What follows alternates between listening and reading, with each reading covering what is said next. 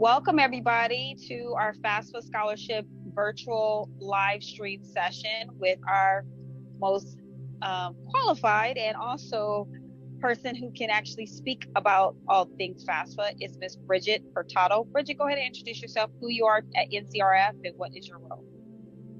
Yeah, awesome. Well, happy Thursday. Good morning from the West Coast and good afternoon to the East Coast. I'm very excited to be here today. So I have been working with the National College Resources Foundation since 2014 when I was in college. So that's what I do. Try to promote anything college and career, try to get students as much money as possible. Aside from that, I did graduate with my bachelor's in human services from Cal State Dominguez Hills. So I did attend a California State University.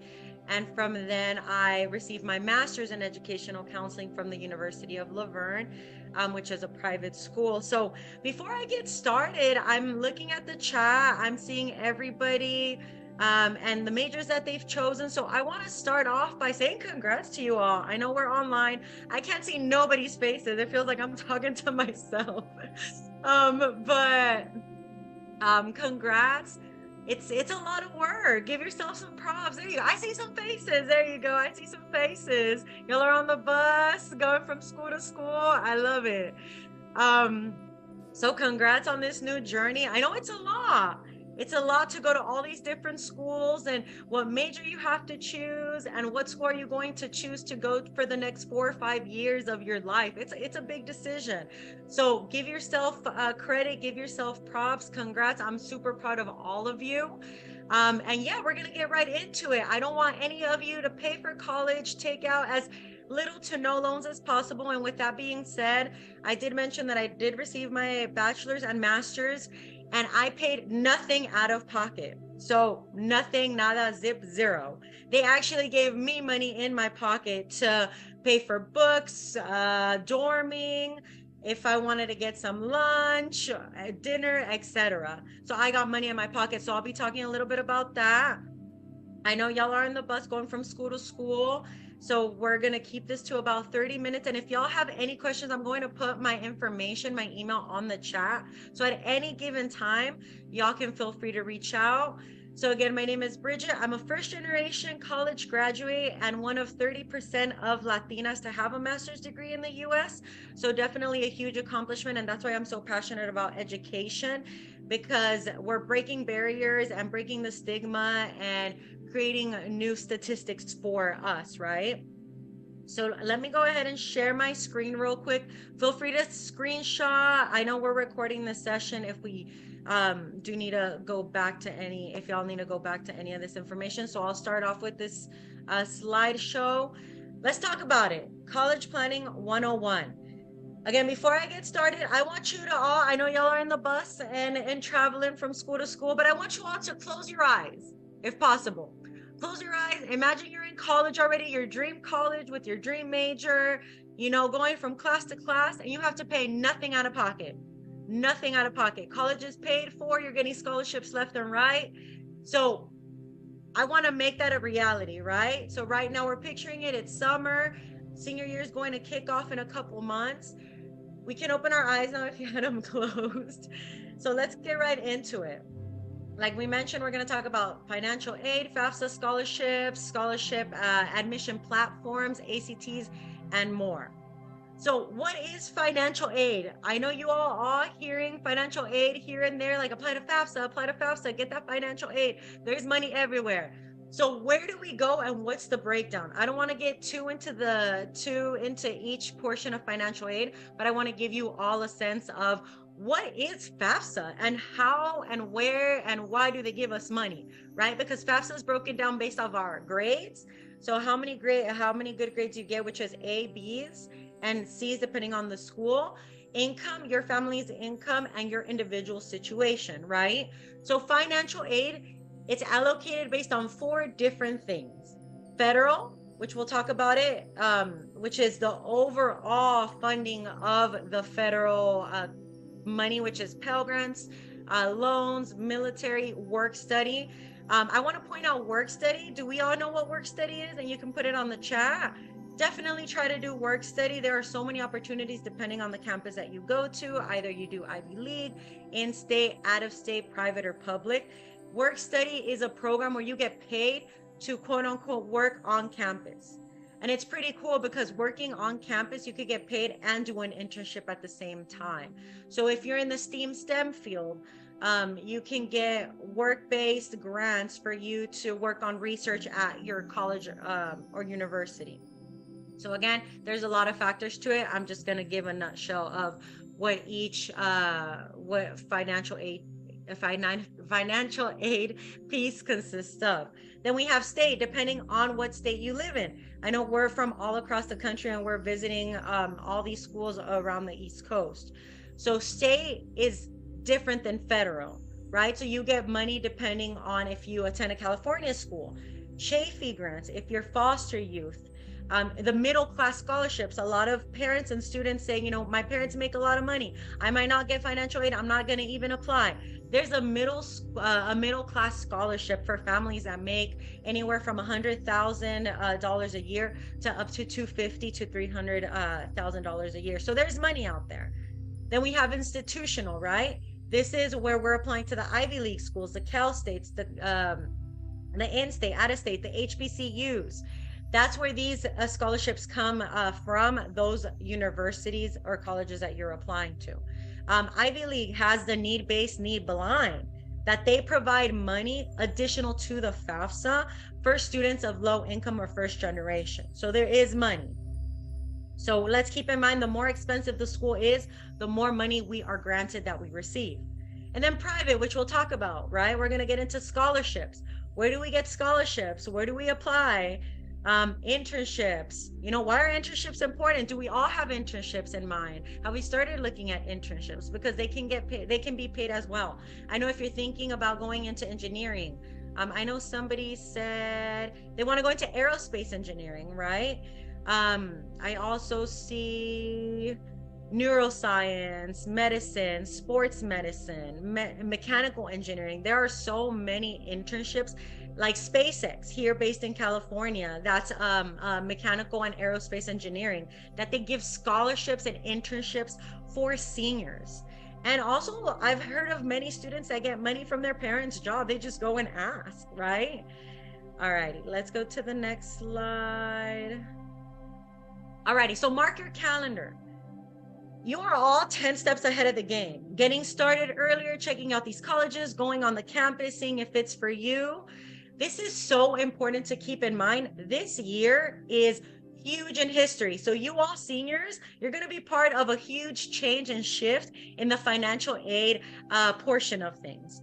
So before, there was this huge controversy, and I'll give you a little backstory, that a lot of students and families were like, we're not getting money, you know, it's so expensive to live in California or anywhere, just to live in general, right? And there was a huge controversy of, we're not getting money because we're getting too much from our income. So financial aid wasn't giving so much funding to students regardless of their income. Well, there's a huge shift in that. So I want you all to pay really close attention, because right now, usually, traditionally, the opening date for FAFSA is October 1st. In the whole years, the past 20 years, and from 2025 to 2026, it's going to be October 1st. It's always been October 1st. So FAFSA opens up October 1st. So anytime you're going to apply to FAFSA, mark it in your calendar, apply that first week, just because there are funds that are limited. So if you do want to apply for a Pell Grant or that federal portion of things for a work study, that money is very limited. So I recommend all students to apply within that first week. However, on March 2023 of this year, the Office of Federal Student Aid is going to make a huge shift, which means more money for students. So as of right now, we don't have a specific date for when the FAFSA application will open up. So I want you all to keep in communication, keep your eyes open for that date when it will open up. As of right now, it will be December 2023. I personally made a phone call to the FAFSA, the Student Aid Commission, this morning, and everything is still not, we don't have an accurate date as of yet. So this means that they're changing the formula. This means that they're making it a bit easier to provide more funding for students regardless of their income. It's going to be based more on grades, right? So that's where grades come in, ACTs, SATs. State deadlines, it's going to be very different and varies. But right now, there are no deadlines just because of this shift coming up. If we have any 504 undocumented students, we do have our California DREAM Act. California, the deadline is March 2nd. If you have a specific question, if you are a 504 undocumented DACA student, you can schedule an appointment with me and we can go over that one-on-one. Scholarships. And if you have any questions, feel free to put them in the chat. I know this is a lot of information. So I want to make sure we provide as much as we can, but I want to make sure you are all registering everything and taking note of it as well. So let's get into scholarships. These are a couple scholarship websites that we might have heard of or we might not. Screenshot it, take a picture. This is being recorded. A lot of the popular scholarship websites are goingmerry.com, FastWeb, College Board, JLVcollegecounseling.com. So these are pretty much websites that you filter based on your major, your age, your ethnicity, race, and they're very just popular scholarships that can be allocated regardless of what college or university that you're going to. One of my favorites that actually Google came out with, so this is a Google Scholarship Community Foundation locator. So Google partnered up with different community agencies and nonprofits. So you can go to cof.org, and this is a Google website. It's pretty cool because it shows you low competitive scholarships around your community, not statewide or nationwide. It's just based on your community. And then we have bold.org, very similar to the ones that we've mentioned before. They go based off of any filters, any majors, STEAM. I see a lot of STEM majors on here. So you can tailor that to whatever you need. And I've seen scholarships on here as easy as, are you left-handed? You know, scholarship money for that as well. And I see a question from Donovan. How much does FAFSA give? And can we reapply the same year? So you apply once a year.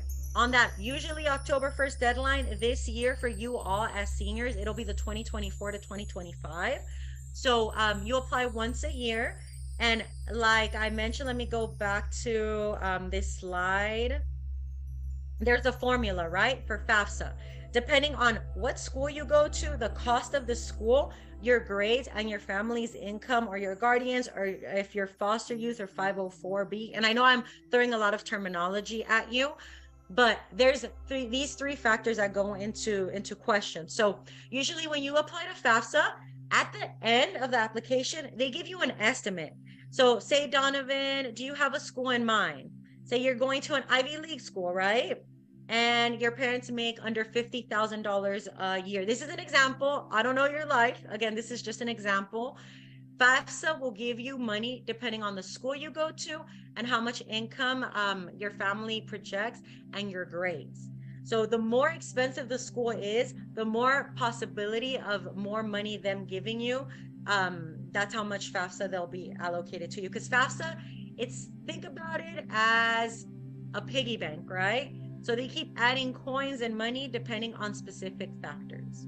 So that's why it's really important. And I know you all have heard this over and over again to get good grades, but let me be honest with you.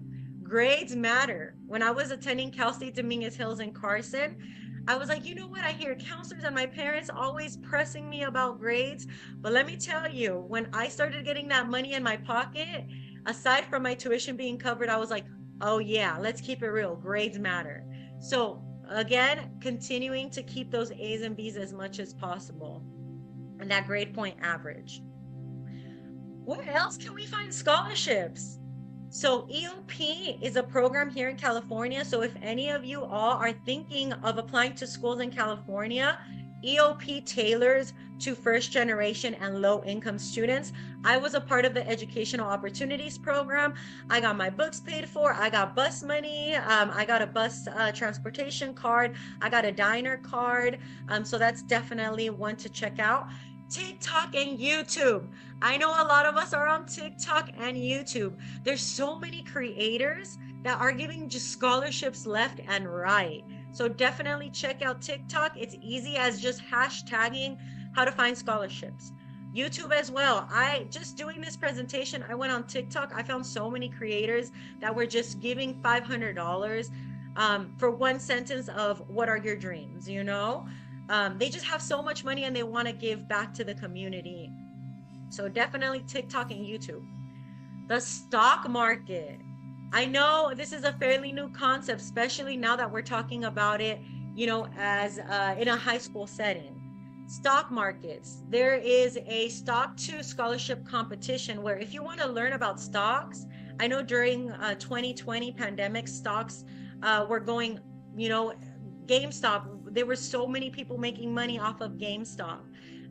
So if we want to learn about stocks and at the same time get a scholarship for learning about that, there you go. Check out the stock market for sure. And I keep bringing up Google. Google is so amazing. They have a scholarship and mentorship program, especially for those that want to go into the STEAM and STEM field. There is a computer engineering scholarship and mentorship and certification program as well. There's a certification program where you learn to code and you learn, what else did they have? They have a coding, a business marketing as well certificate. So with that being said, not only are you getting money, you can add this to your personal statement. And we'll talk a little bit about personal statements, right? Because right now there's just so much competitiveness, especially with Ivy League schools and personal statements and your PIQs, that grades are not enough. Let's keep it real. We need to do things that make us stand out. Let me see.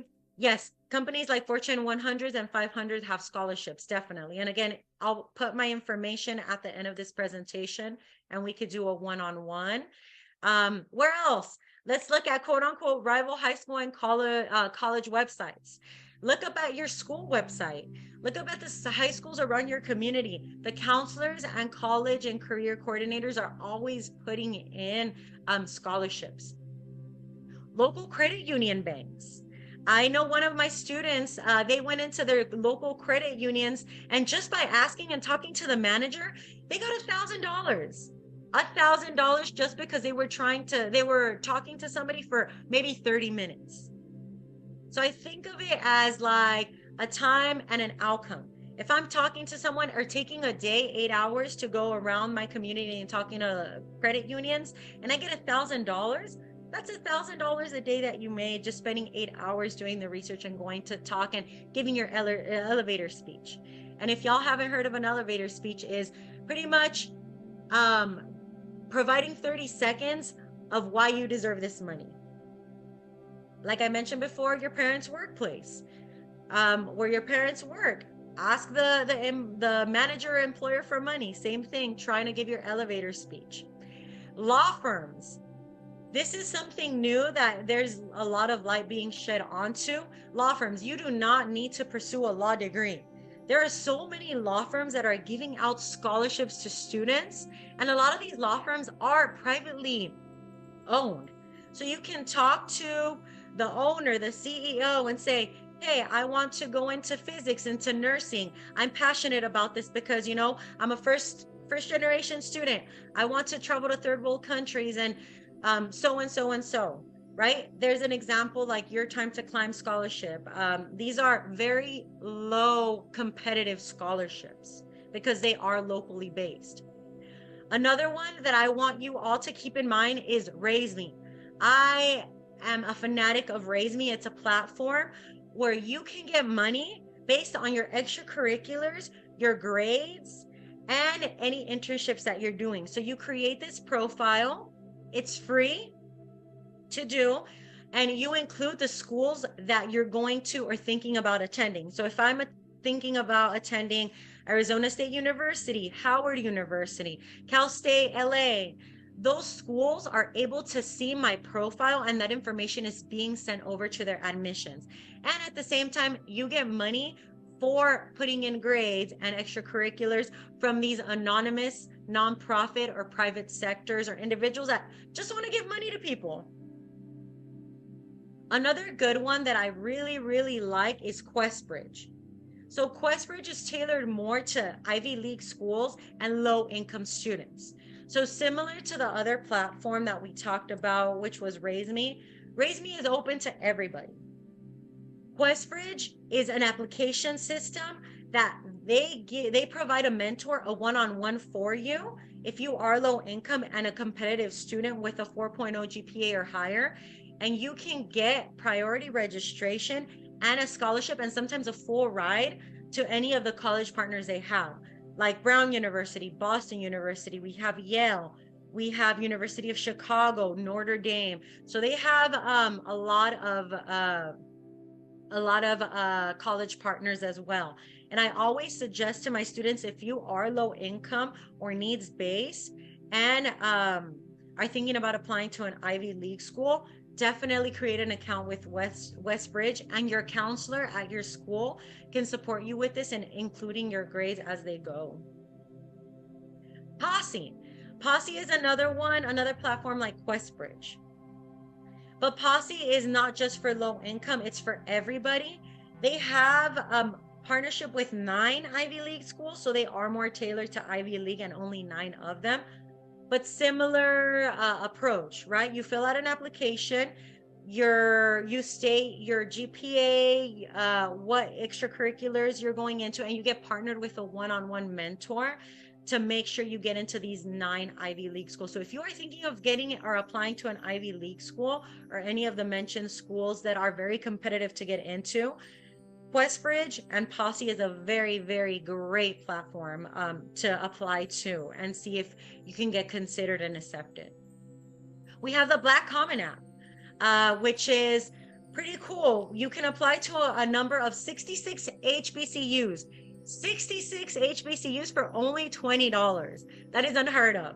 And I definitely want you all, and I know we're promoting and want you all to continue applying to HBCUs and as many schools as you can. You have nothing to lose, right? So again, the Black College app, Common app, they have 66 HBCUs that you can apply to for only $20. And I want to express a little on this because we always hear as high school seniors to always apply to scholarships, right? But how do we avoid scholarship scams, especially when we're on Google, right? And just searching and entering our information and our phone number and our address and our GPA and our name and our email. We want to make sure to avoid scholarship scams. So first and foremost, students and parents, your parents and you should never, ever pay for advice for scholarship opportunities. Scholarship opportunities and applications should always be free. Like the platforms that I just mentioned, like Posse and QuestBridge and RaiseMe, those are absolutely free. You should never get charged. And a lot of scholarship scams are usually targeted to families, who are not familiar, who are first generation or low income or athletes. If we have any athletes in the house, we have seen a lot of scholarship scams to our athlete students. Do we have any questions? I know this is a lot of information. I hope it's helpful. Again, if you have any questions, add them on the chat and I'd be more than happy to answer them. And again, like I mentioned, I paid nothing out of pocket. I attended University of La Verne, and they actually gave me money to diversify their campus. So their campus is a PWI, a predominantly white institution. I know there's a lot of shifts right now with some of our Ivy Leagues with our affirmative action, but this is my personal story. I attended a predominantly white institution and I received scholarships every semester for being a Latina of color for attending their school. So there is money, there's a lot of money. So let's talk a little bit about ACTs, SATs, and more. So if you are thinking about applying to a school here in California, you do not need to apply to an ACT or SAT. let me backtrack a little bit. Not just a school in California, but a CSU and a UC. If you're applying to a CSU and a UC, you do not need the ACT or SAT. It's just for placement.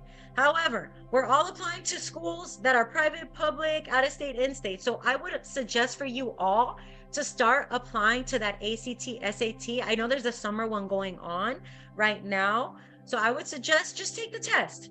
You have nothing to lose. There's fee waivers. We'll help you get those resources.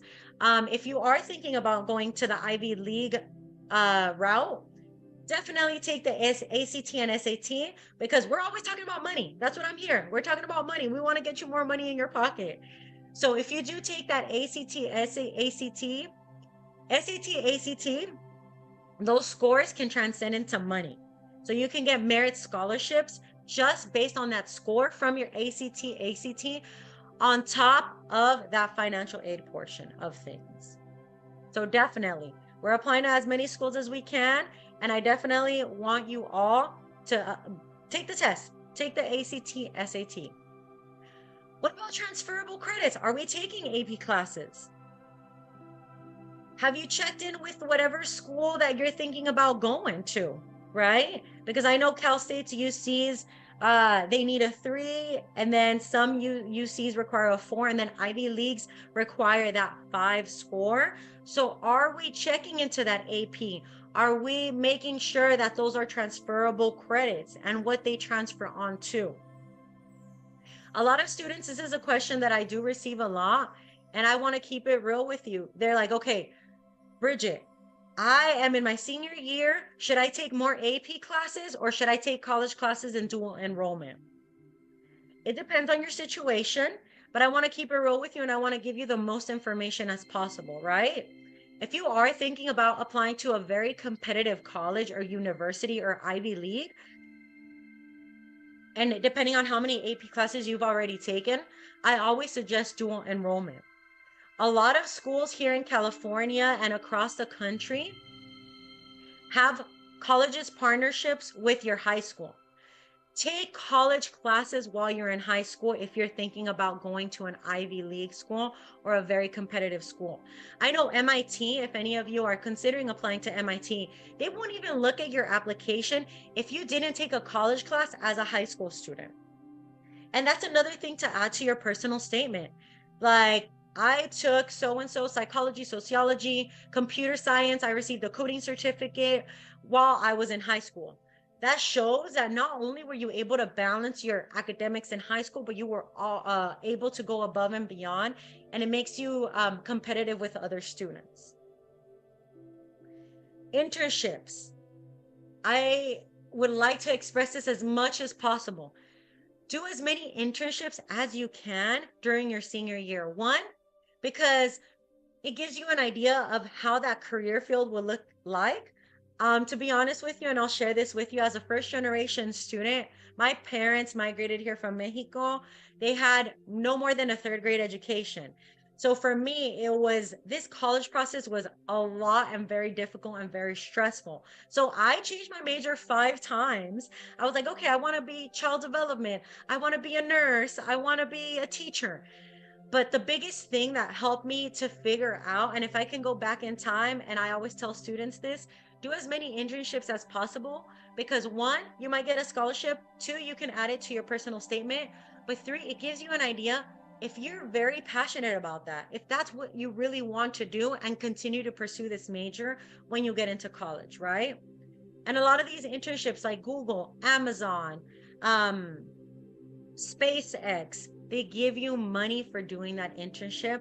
And I know one of my students, they received an internship with Disney Pixar. They wanted to go into animation, and they received a full ride scholarship and an internship. So again, the opportunities are out there. And I keep referring back to personal statements, right? Because if you are considering applying to these UCs or Ivy Leagues, let me be honest with you. Grades are important, yes, because you'll get money from that FAFSA aspect of things. But from an admissions aspect, I work with a lot of UC specialists. I have friends in admissions at UC San Diego, Monterey Bay, Cal State, Norfolk, Yale, Howard admissions. And what they've told me recently is that your personal statement has so much weight on your admissions. Yes, grades are great, but there's so many students nowadays, and we're keeping it real. I keep it real with you, all right, that have that 4.0 GPA. So, what makes you stand out? And one motto that I like to say with the personal statement is show, not tell.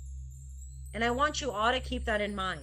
When you're writing your personal statement, which I know the team of mentors that are on this tour with you are so awesome, and you're already working on this personal statement, but show, not tell. What does that mean? For example, my situation, right? My story is I'm a first generation college graduate now. So I'm telling you I'm a first generation, but I'm not showing how that has created these barriers for me and how I have been resilient to overcome them in this career academics portion of things. So definitely integrate everything that I mentioned. I know it was a lot of information in a nutshell in such a short amount of time. But again, show not tell. Um, Dual enrollment, those college classes with high school. Keep a lookout for that FAFSA deadline. Sign up for that ACT and SAT, because even if you feel that you want to apply to Cal State and you're like, I'm not going to need these SATs, ACTs, you never know, because there's scholarships just for having those scores for those tests. Any questions? I know it was a lot of information. Make sure to drop them in the chat. I think I see one question. Yes. And NCRF has dual enrollment with Fisk, and thank you for that. Yeah, any other questions? We have so many resources, and you are all lucky to have such a big support system. And feel free to add me to your support system as well. The more the merrier. It takes a village, right? It's so important to have all these people walking you one step every day, because it can be a lot. It's a lot of work and a lot of energy, but I'll leave you with this. Never forget your why. Whenever you're choosing your major, why are you choosing your major? Why are you passionate about this major? Because yes, we want money, we want to make money, but at the end of the day, you want to make sure that you're waking up every morning passionate about what you do. I think that's the most important part, because I know we all have been to a store or gone somewhere and we're like, yeah, that person does not like their job.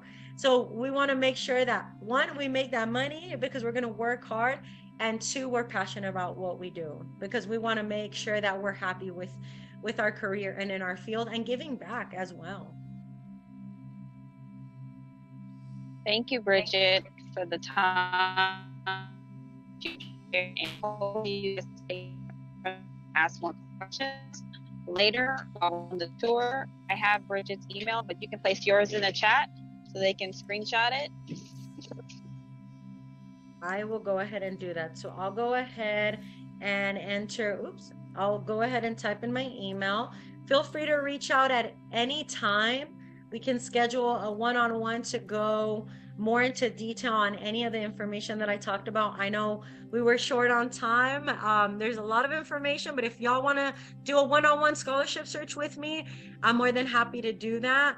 Thank you all for listening and being here and being so open to all these colleges. And again, congrats. You are almost to the finish line. I know we're so ready to go to the next, like, okay, personal statement, ACT, there's a lot of information being thrown at us, but give yourself some credit. Take some time to say, hey, I'm very proud of myself that you're here right now.